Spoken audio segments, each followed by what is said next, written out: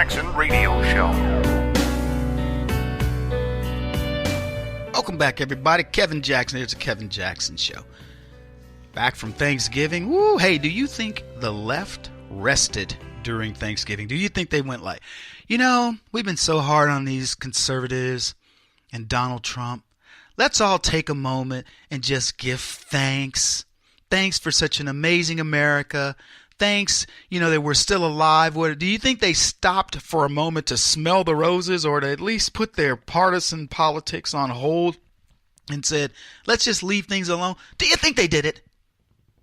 Of course they didn't. Let me tell you something. These people, the leftists, the Democrats, the progressives, whatever they call themselves, the moronic scoundrels that they are, the brain-dead liberal idiots, these people have scandals on top of scandals. They now say they have a deeper Manafort ties to Russia, for example. And one of the things I saw is they said he took more flights than originally thought. That's what they were talking about over Thanksgiving. And I'm thinking to myself, sort of like the flights they found out that Bill Clinton took more of going to Sex Island with Jeffrey Epstein than he had originally admitted. When they got the flight records, the dude was over. He might as well had built a house on Sex Island.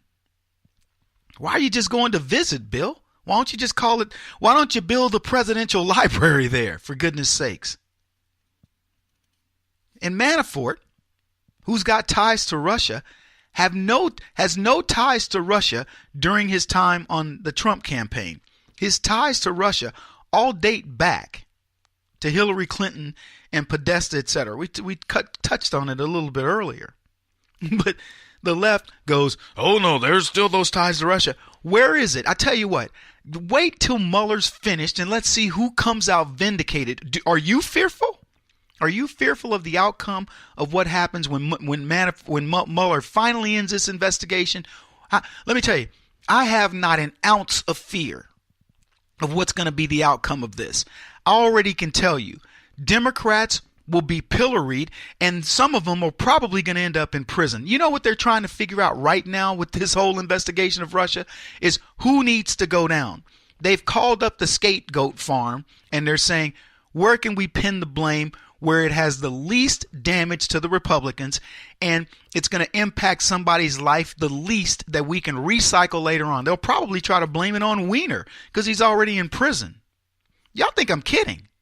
I'm not kidding. My producers are like, guys, I'm telling you, he's going to blame that. They're going to get people that are already on the fence.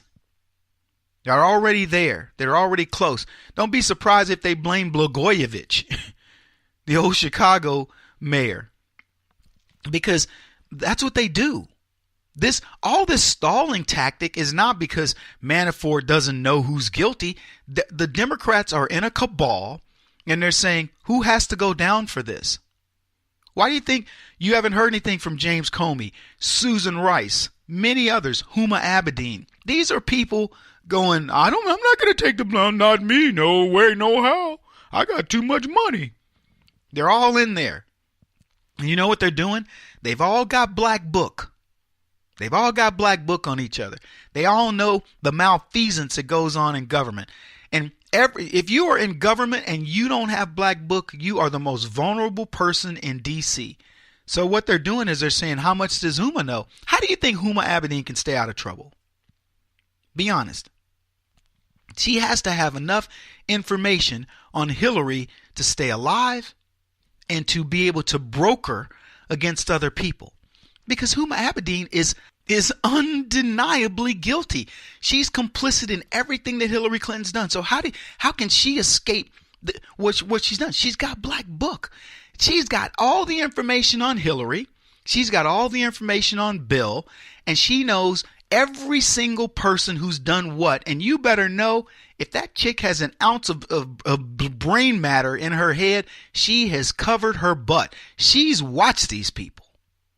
And trust me, the connections to the Muslim Brotherhood and all that, that's what's kept that woman alive. Ask yourself, who would Hillary kill? Her consigliere. Gee, if there was one person who is going to go, who has to go, it's Huma.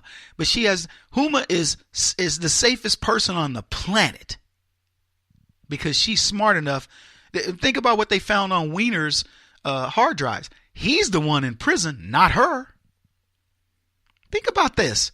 Now, Kevin, he's in prison because of the pedophile. I mean, his, sending these texts. No, he's in prison because he's one of the scapegoats where they can get away with this. Don't be surprised if they pin this thing on somebody like a Wiener. I don't know who it'll be. So the Democrats didn't rest over Thanksgiving. They were plotting. They're toast. They are toast. There were 3 or 4 times during the campaign Hillary Clinton was toast and they kind of got her out of it. But the entire time I told you guys, I said, Donald Trump will win the presidency. You doubted me, but I told you he would. Because I wasn't looking at what they were telling me. I was looking at what was underneath what they were telling me. And what I'm telling you right now is forget what you're seeing. They are scrambling. They don't know whether they want to bring down Podesta.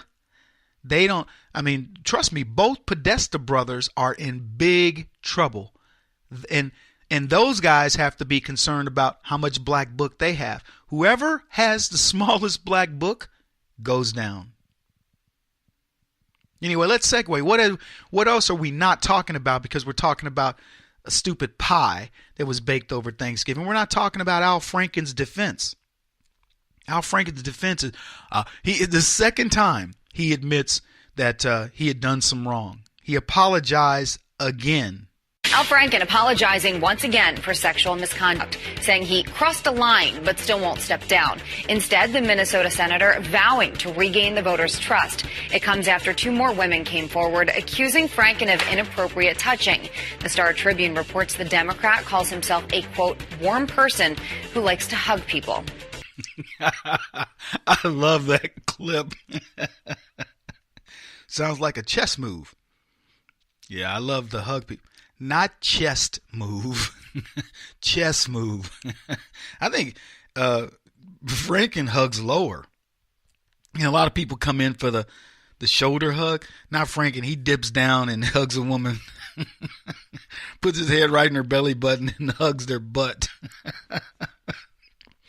Oh, my goodness. I guess it's less intimidating when you stoop down before a woman and you bow down, you put your head in their belly button and you grab their butts. Maybe. We have the hug that's called the shug, where you shake and hug at the same time, brothers. So we'll call this the Franken or something. I mean, the Frankenstein. Don't Frankenstein me. Oh, man. Frankenstein. It's funny to watch these. You get to see the duplicitous nature of leftism. Because Saturday Night Live, the women of Saturday Night Live said, we forgive Al Franken. He's not a bad guy, blah, blah, blah. And they come to his defense. And it's a very simple litmus test, folks. What would they say if it were Trump? What would they have said? Just put Trump's name wherever you've got Al Franken, wherever you've got John Conyers. Donald Trump gets undressed with his underwear and invites people into the Oval Office. And there are people, I think Geraldo said, well, John Conyers, he's a really old man and, that's the way he got dressed. I'll tell you this, in Geraldo's defense and possibly Conyers' defense in this respect, my grandfather, he didn't care. If he's in his underwear, he's dressed. He didn't look at it as, oh, I'm in my underwear, I'm naked. He looked at it as, I'm in my underwear, I'm putting on my shirt. I've watched my grandfather, in his underwear, putting on his shirt and getting his tie ready for the occasional time he went to church. And he didn't think anything of it. And to be honest with you, even if a woman had walked in, he's in his underwear and his socks. He always had black socks on, his underwear and his socks. And as long as he was buttoning up his shirt, whatever, he didn't look at it as I'm naked, and he didn't turn around and cover up his crotch or whatever. He didn't look at that as like I'm being lewd or anything. Now, he didn't publicly go out and do it, but if he, let's say he's in his office and he's getting dressed and his secretary said, Madam so-and-so is here to see you, he'd go, send her in. I'm just telling you what my grandfather would do. And to be honest with you, if I was getting dressed and You know, and they were like, Madam So-and-so's here to see you, President Jackson. I'd say, well, send her in. And I'd keep getting dressed. Okay, go ahead, Margaret, have a seat. I'd keep, I wouldn't be, hold on a minute, let me put on my pants. If I'm getting in my underwear, you've seen far worse, Margaret. I'm rather sexy, too. Admit it, boys. In fact, I'm doing the show right now in my underwear. Oh, man. Hugging women by the butt. Look, and these people that just, I don't know what the thing is about grabbing women by, what is the pleasure of grabbing women by the butt? If you're taking a picture with them, there's no pleasure in that. I mean, other than to say I can do it, and, it's my power move, I can get away with it. Seriously. And so George H.W. Bush supposedly does that kind of thing. Who knows? Old man, I guess. Kevin Jackson on the Black Sphere Radio Network. Do you owe back taxes to the IRS or state? The secret to avoiding the IRS nightmare is to seek professional representation. My friends at Security Tax Associates provide the most cost-effective and ethical representation in the industry while helping to avoid seizures, levies, and wage garnishments. Security Tax Associates is here to ensure that the appropriate steps are taken to permanently eliminate any possibility of future tax burdens once and for all. For a free, no-obligation consultation, contact Security Tax Associates, 844-779-4177. That's 844-779-4177. 844-779-4177. Or visit them at securitytaxassociates.com.